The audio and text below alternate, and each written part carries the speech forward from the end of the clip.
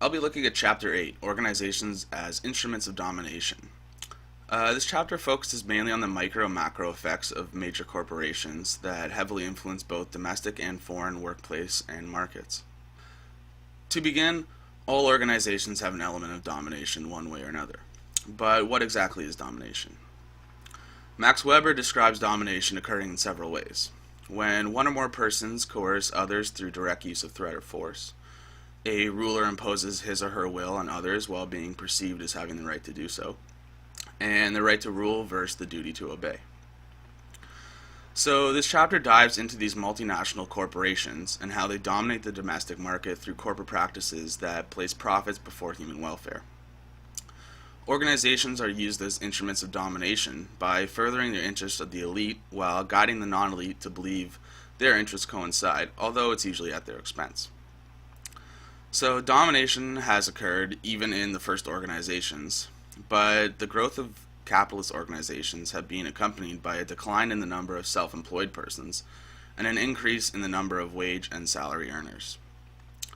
This has subsequently led to a segregation in the workforce, separating the primary or managerial workforce from the secondary or labor workforce.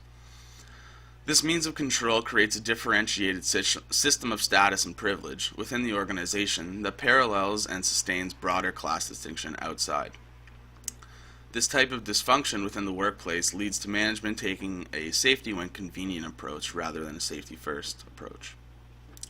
Much of that is due to the fact that it's often cheaper for organizations to pay accident compensation than to eliminate dangerous work altogether, because penalties, quite frankly, are just not stiff enough to influence change within the corporations. So the macro aspect of the chapter illustrates how the operation of the world economy is dominated by the activities of giant corporations that combined account for over 70% of world trade. Much of this domination is due to outsourcing, as companies move domestic production to cheaper and more easily exploitable countries, which is incredibly influential on both global and domestic scale.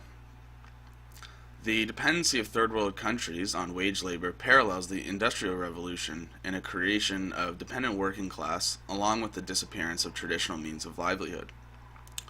At the domestic level, Detroit's automotive industry provides a perfect case study to look into. By the mid-20th century, around 1950, 1 in every 6 working Americans was employed directly or indirectly by the automobile industry, and Detroit was its epicenter. So they employed 3 big auto firms, General Motors, Ford, and Chrysler, which were all based in metropolitan Detroit. And at this time, the city was booming, with over 2 million people in Motor City, and it became a global symbol for modernity and the power of American capitalism. But between 1950 and 1970, the auto industry began to decentralize its production in search of low-wage workforce and open land for factories. And the introduction of automated systems caused Detroit citizens to lose over 130,000 jobs and fall into a heavy economic decline. As you can see from the pictures, this Detroit case study really embodies how much major corporations are able to influence and impact the people, economy, and the environment that's around them. So here are several graphs to help illustrate the spread of wealth across people in the world, and it really shows how heavily dominated the world economy is.